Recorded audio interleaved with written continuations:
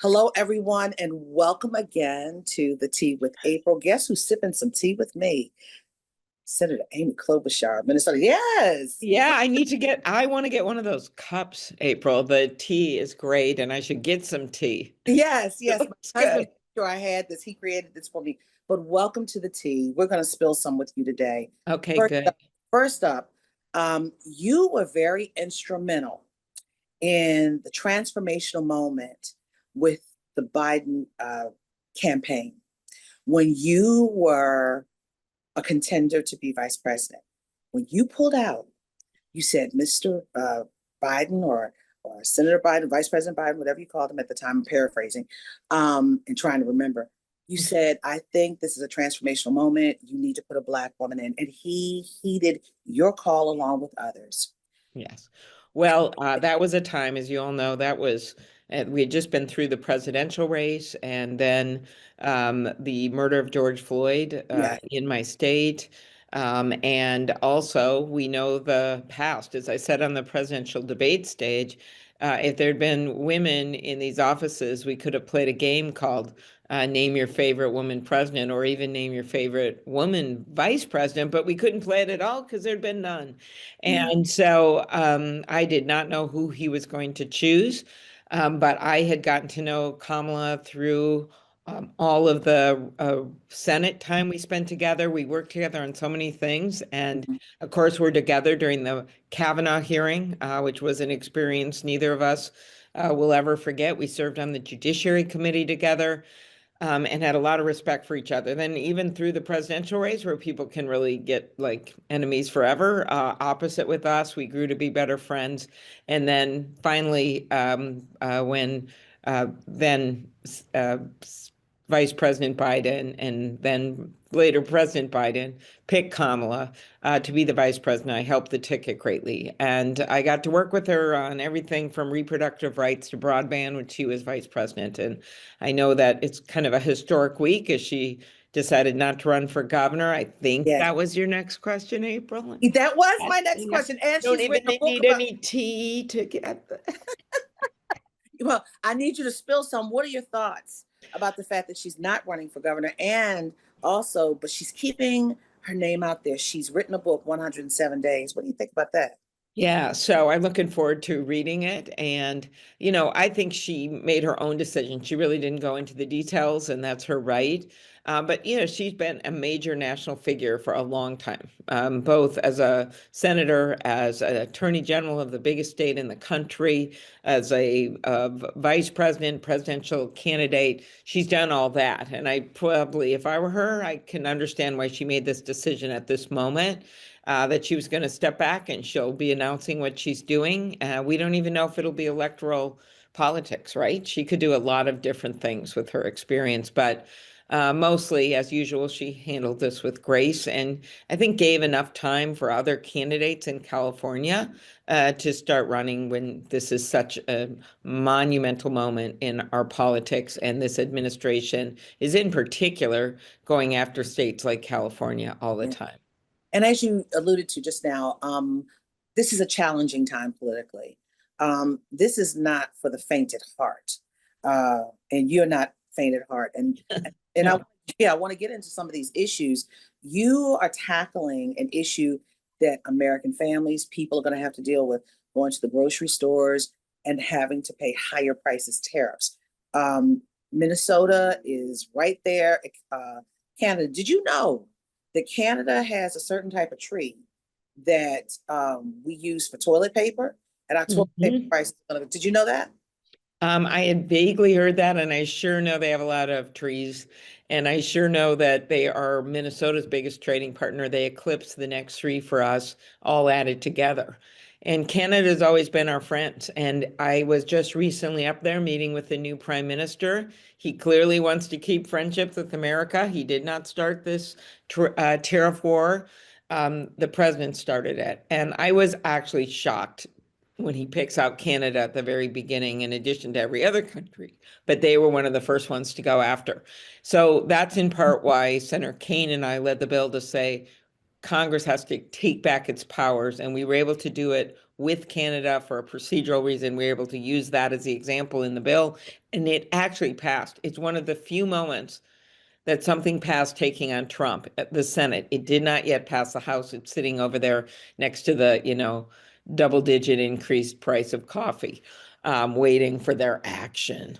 Yeah. But over in the Senate, we picked up 4 Republicans, Senator Murkowski and Collins, who states border Canada, but then hilariously, the 2 senators from Kentucky who never really agree on anything, and that would be Rand Paul and Mitch McConnell. And why did they do it? Kentucky bourbon, because the Canadians took Kentucky bourbon off their shelves. And if you think toilet paper is a crisis, check out Kentucky bourbon. So anyway, they voted with all the Democrats that Congress should take back its power. Why? Because this is a tariff tax, right? It's now estimated to be $2,000 per family, 300 of that in groceries.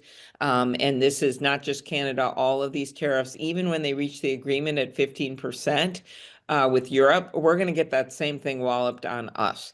And those people that voted for Donald Trump, they actually thought they were voting for lower prices, or small businesses that thought he was going to help them. They are roadkill in this tariff war because so many of them just can't afford this because they operate on thin margins. They don't have reserves. And you're just starting to see this in terms of some of what's happening with lack of investment and what you're happening with some of the inflation. So let's take a look on your conversation. Let's take a look at that conversation you had on the Senate floor yesterday on tariffs. Right now, more than half of our major trading partners, accounting for 56% of U.S. imports, still don't have finalized deals. We've got 24 hours to go. The clock is ticking. But here's what we do know. This is not how you grow American manufacturing. This is not how you give farmers certainty that they can export to markets. And this is certainly not how you lower costs for the middle class. Minnesotans have had enough of these tariff taxes. They want solutions, not showmanship. They want a trade policy that works for farmers and workers and their families. And they want leaders who tell the truth about what these tariffs are. They are a tax on the people of America. Thank you, Mr. President. I yield the floor. I hate to sound trite and petty, but that's where we are. That's where we are, Senator. You know this. Is he doing this because Canada, is the president doing this? Because Canada is rebuking, rebuffing, whatever you want to call it, this 51st state conversation that he's saying. I mean, this all coincided at the same time. I think he's just doing it because he likes to mess around, and it's kind of this governing by grandstanding, governing by game show behavior. He does this and he takes it back. Then today he's mad at the prime minister because he was willing to speak out about Israel letting more humanitarian aid this week. And so then now he says he's going to go back on that. He uses Brazil because his buddy is in trouble there. So Brazil, with which we have a trade surplus, which of course means they're buying more stuff from us than we're buying from them. That's a success. But then he slapped a 50% tariff on that. They're members of parliament, they're members of the legislature in town here going, what are we supposed to do? We don't know what to do. We have a trade surplus with you guys. This is a maximum gain for you. And now he's slapping a 50% tariff because of Bolsonaro and his friend there. I mean, it's an unbelievable story. So I don't think you can really read rhyme or reason, except that he likes to get attention for these things. But what I do know is who it's going to hit. Small businesses, families, people who are barely making it by, energy costs. I mean, there's just so many problems. Home construction.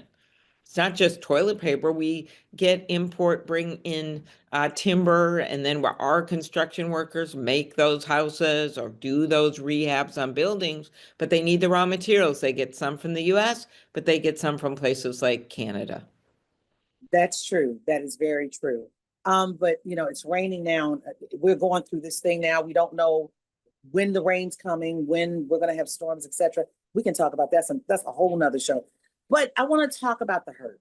You're talking about the hurt. Let's talk about SNAP. You have been very forward-leaning on the hurt from this assistance, this nutrition assistance that many families are not going to get. What can be done to be the cushion, to be a cushion, or to bridge the gaps in the Right. pain that we're anticipating? Well, I think the first thing is people have to understand that 1 in 13 Americans use SNAP at some point. And SNAP is, of course, that food assistance, and it is a whole lot of people. These are the big groups that use SNAP. Um, People who are actually working with kids, but they can't afford, they make it minimum wage. They might have 2 jobs they put together, but they've got 3 kids, single mom. You can see that group very easily. Then there is seniors, a whole bunch of them use food assistance. Veterans, millions of them use food assistance, and people with disabilities or having kids with disabilities. So that's kind of our vast majority of the users of SNAP. So what they've done here in their attempt to get tax cuts for billionaires are like, well, how can we pay for that? Even though they didn't really pay for it, they added $4 trillion to the debt, which will trigger Medicare cuts to hospitals and like, it's atrocious. But in order to pay for some of it, they said, well, let's cut Medicaid. They're going to throw 16 million people off their health care. They're going to hurt seniors in nursing homes. But they said, then let's also do food assistance. That'll be easy. No one will notice. Well, in fact, that's what Mitch McConnell said once to their caucus. He literally said about Medicaid, they're not going to remember this. No one will notice. Food assistance is $185 billion in cuts. And you're going to have millions of people that are either going to lose food assistance or have it limited. I've talked to the food banks, and we call them food shelves in Minnesota, and they're already seeing an increase. I was just up at one in Duluth, and they are already seeing more people there because of the grocery prices, the general state of the economy. But can you imagine this? A good third of it is going to hit right away. Then they're going to try to transfer $85 billion to the states that they have to pay for. Okay, here's the problem with that. 44 of the states have balanced budget amendments or some kind of balanced budget regime. They can, in the case of, I give you some numbers. For California, it'd be $1.5 billion a year, what they're transferring over. For Minnesota, it's over $100 million a year.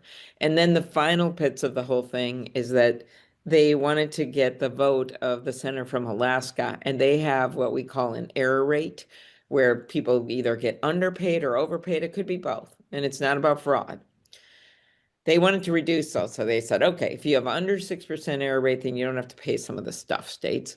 But the state of Alaska has the highest error rate in the country. April, it's 23%. So then they said, okay, we're going to make an exception for Alaska. And they're like, you can't do that under the Senate rules. Okay, we're going to do Alaska and Washington, D.C., because they both have high error rates.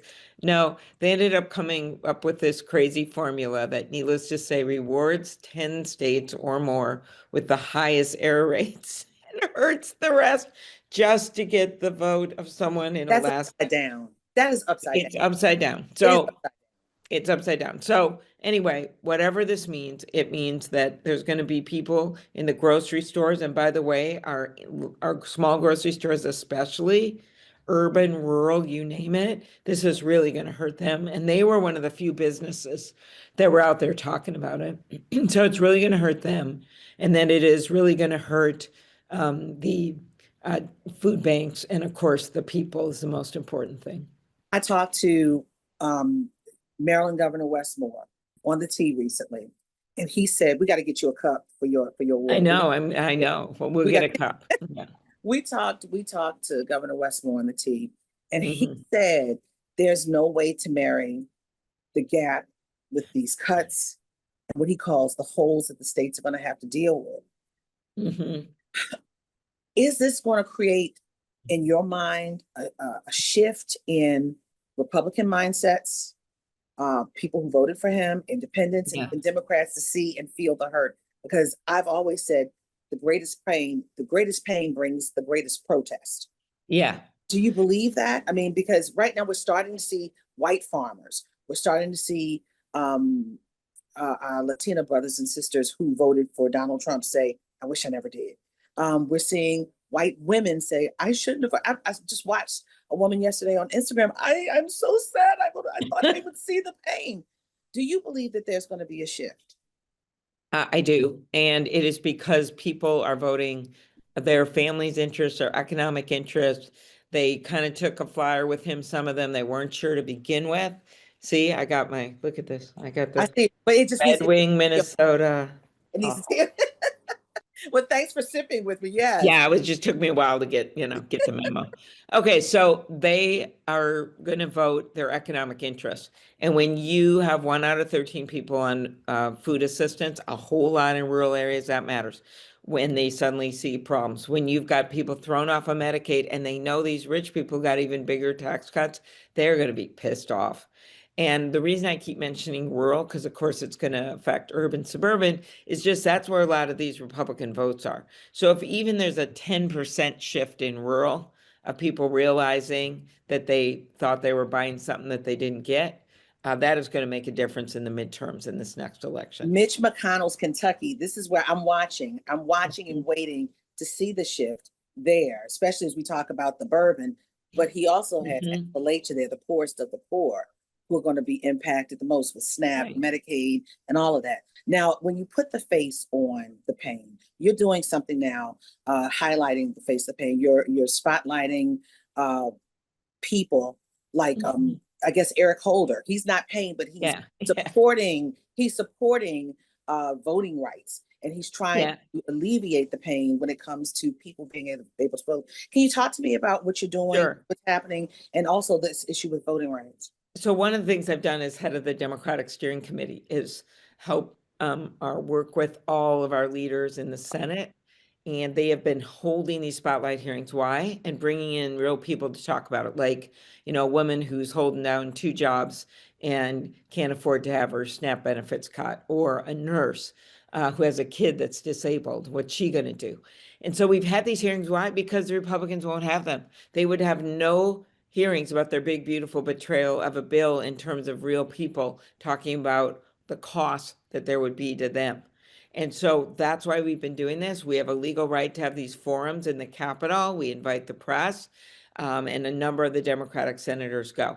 And so this month, Senator Padilla and Senator Durbin did one with Eric Holder on voting rights. And as you know, I led the Freedom to Vote Act, which came out of another bill that I was involved in, the For the People Act, which Yes. really got rid of a lot of these really horrible state practices of making it harder for people to vote by mail, or making it less ballot drop boxes. At one point in Texas, I think that's still the case, they had one drop box for the entire county that included Houston. It would be like having my whole state with one ballot box in the middle if you wanted to drop your ballot off, before the election.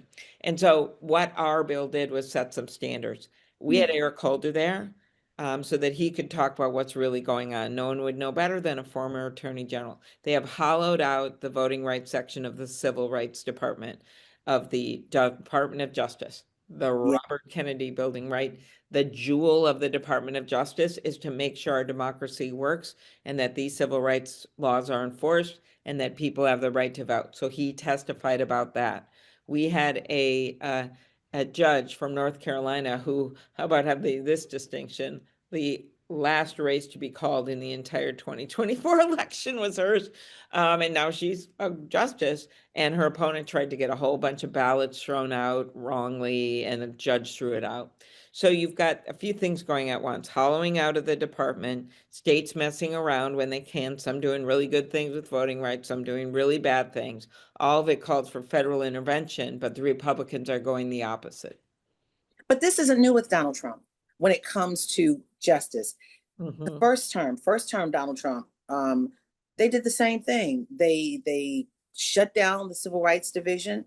What's different this time? But I think the thing that's different this time, this anti DEI effort, this open public push, this anti DEI effort that does not allow you now. It takes the data, and you don't have the data to be able to sue. Am I correct? Yes, that's one of the things that they have messed around with. I think this whole term, as bad as the other one was, there's nothing quite like this because of the people that he's put in place, because he knows no bounds. They're much more willing to violate the law and illegally deport people or freeze funds they don't have the right to. And they just say, come and get us. And then eventually, in a number of cases, despite me being disappointed about obviously some of the things the Supreme Court has done, there have been courts with Reagan appointed judges and Bush appointed judges, Trump appointed judges from last term, and of course, Obama and Biden appointed judges who have stepped in and said, no, that's illegal. And they have followed the law at times, right? Like you can't fire these people, you have to rehire them. So we're in this series of litigated cases around the country, and a lot of them are getting won, April. So that branch of government right now couldn't be more important. I remember when I had to chair the Trump inauguration, that was my job, no matter who won. I, of course, wanted it to be Kamala. There I was. And I noticed that all of the Supreme Court justices were there. I'd never seen that happen before. All 9, they had RSVP'd yes when it was outside. And I thought, wow, is this kind of like a show of strength here in a funny way? I think some of that might be true, but again, they fail us many times in their decisions, which Ketanji Brown Jackson and Sonia Sotomayor and Elena Kagan so beautifully point out. However, the courts as a whole have been holding the line in a number of places. It's a legal fight where you say we are winning, and there are Is some. that a dog or a cat that just? No, it's my dog that keeps running. His name is Kari. We have T Okay. and the dog. Does You have see him tea? walking. Okay. Where? Okay, Yeah, we have just T and the dog. curious. It was a momentary distraction from my Yes, he's the sweet. Zen-like tea. He's the Okay. sweet. You see him Oh, walking. there he is again. He's Yeah. a red standard poodle. He's the sweetest. He's a year. Oh yes, let's sip the tea on that. So you're a dog person, I see. I see it. I feel it. But My daughter has a dog that she named Bluey after the cartoon. Okay. Bluey, yeah, Bluey. Yeah, that's a Okay. whole nother show. We need to talk about that. What's in your house? What's in your closet other than the necklace? And what's going on in your life? So Okay. That's another show. that's a whole nother show. With another kind of tea or something, know. something a little stronger. Yeah. But lastly, we have, as you said, we have wins. We've seen wins, but we're not hearing about the wins. I remember the win in Alabama with the redistricting issue. Yes. Part of the civil rights movement, the Black Belt, and people aren't talking about it. And Democrats, the rank and file, the people who vote, are very disenchanted. What do you say in this last question and answer to get Democrats to buy back in?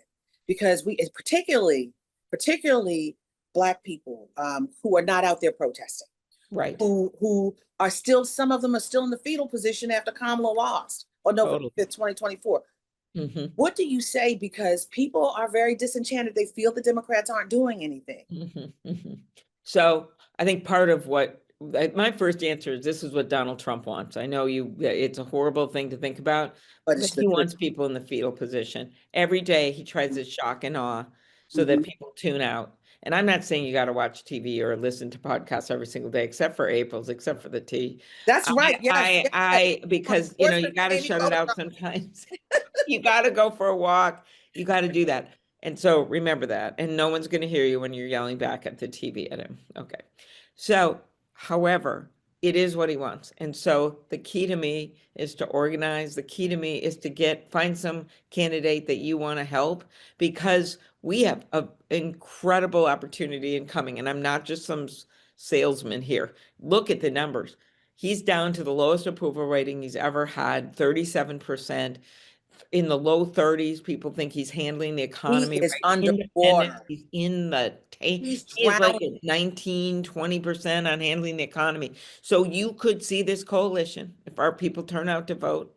And you've got independents and some moderate Republicans that realize this is worse than we ever thought. We don't like the chaos. Chaos is up. We hate the corruption. Corruption is up. And we hate the costs. The costs are up. And those things alone just drive people nuts. So the answer is to not just vote, which is important, but find some candidate you like. We're going to have this incredible crop with Leader Jeffries of House candidates that are running. It might be in your own district, or maybe one that's a little harder. You find out if you are in a Democratic district and you go help someone. In the U.S. Senate, no, people honestly didn't think we had much chance. Well, all of a sudden, Tom Tillis says, I'm not getting bossed around by Donald Trump. I'm out in North Carolina. All of a sudden, we have Roy Cooper, the very popular former governor, that has announced to run. And you heard him at the Democratic convention, remember that? Yes. In Chicago. He's very good. And so there he is. And then you've got these other rural sort of base states. That's why I keep talking rural. It's not just because I'm ranking on the Agriculture Committee and was the lead fighter on the SNAP issues. It's because that's where you're going to see a lot of these Senate races play out. So you've got that going on. And then on our side, Ossoff's doing a great job. We've got, and he's up for election. We've got Michigan, we've got Minnesota. And so it's just and I guess the other thing I get to feel that it's just maybe selfish to the Senate, but I get to see what it's like having these new leaders, to having Angela Alsobrook from Maryland there, Yeah. to having Ruben Gallego Yeah. from Arizona, Lisa Blunt Rochester in Yeah. the in the Senate. The Senate's changing, right? It slowly but surely is changing, and we have an opportunity to really double down on that in all these races in the House and Senate.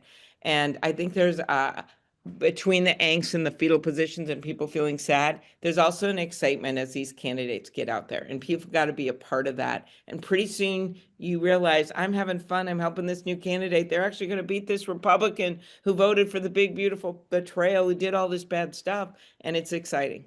So the House and Senate could possibly flip And because then that's a constraint on Donald Trump. He because of can't the pain really, if Donald the Trump. House flips, it's a constraint on on the bad legislative stuff he's trying to do. But if the Senate flips, then at least we have some power on these nominations and the people he's putting in. I mean, can you imagine? Yeah, that's Oof. a big change. So that's why I have to get up every morning and put sort of the warrior suit on, right, over the paisley, you know. And I With the just have to necklace, with the say necklace, with the we necklace. have a job to do, as hard as it is. And I feel the same way as everyone else. Some days I just can't even believe what happened, but what he's done. But I just have to keep fighting, and that's what we're doing. And it's been, we've had some victories, mostly through the courts. We've called these guys out. We've made them vote on things that are, they literally, on tax cuts, we said, okay, could you just at least agree that people making over 100 million don't need a tax cut? And they all vote no. They won't agree to it. Will you agree that people making over 500 million don't need no? No, we have them all on tape yelling. So part of this is holding them accountable, not just Trump, but these rubber stamp Republicans that are afraid to stand up to him. And Americans like strong leaders. They like people that are willing to stand up. And it's remembering that, yes, this is about Democrats and our own agenda that we'll be putting out there on housing and childcare and things that matter to people and healthcare. But it is also about, you want someone that's a check in the Yeah. Senate, no matter where you are politically. And that is going to be a big part of our argument. So your team is pulling you out, and I want to say this: they're pulling. They don't want you to sip tea with me anymore, Oh, but it's okay. we But can it's come back. yes, I can yes, come yes. back. I can come back. Mhm. Mhm. But I want to say this to you: when you say putting on the warrior suit, that is not a fallacy. That is so real, because look what happened in your state. Yes. What happened to your friends? Yeah. You're going out here fighting, serving people, and being challenged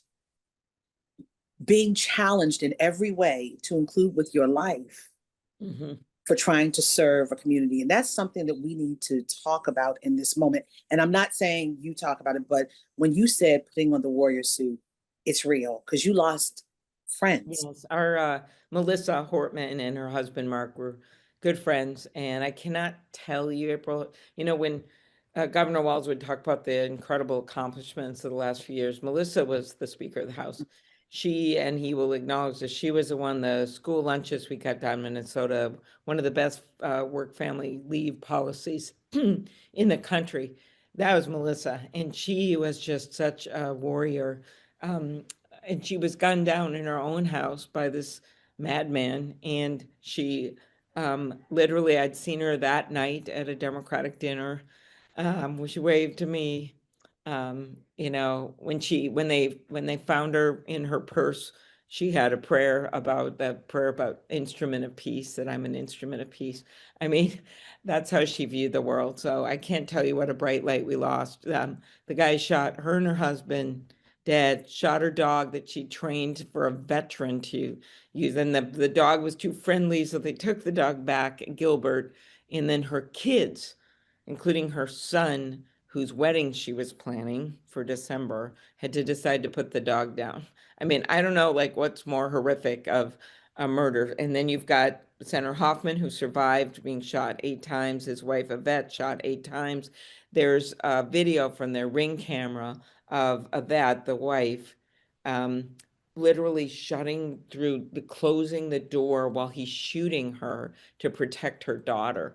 So and he went to two other legislators' house. It obviously brings up security and not having your Yes, addresses out there, and data brokers brokering in legislators' addresses, because you he were on went to that the list. houses whose address he had. He wrote a confession to Kash Patel that was put in a car where he wildly and crazily claimed that the governor had wanted him to kill me. He uses my whole name and my colleague Tina so that he could run for our seats, and they put that all over the internet. I mean, it's just been a really difficult time in our state. The state attorney general as well. There were all of Right, them. right. All these people are on this target list, and people have no doubt he would have finished these jobs if they hadn't tracked him down. So it was a really hard time, but mostly I just keep remembering what her kids said.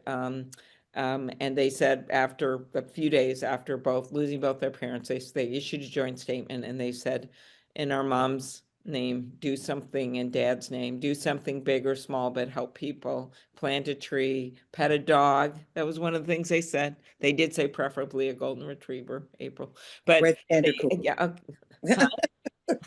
Mine is a red standard poodle, but it's Okay, all right, all right. yeah. And they kind of had a list of things people could do, because that's what she was like. She was someone that made lists and got things done. Thank you for putting Okay. thank you for putting a exclamation point and a face on all of this, and the seriousness of the pain, the seriousness of the crazy that's out there as people are trying to live their lives.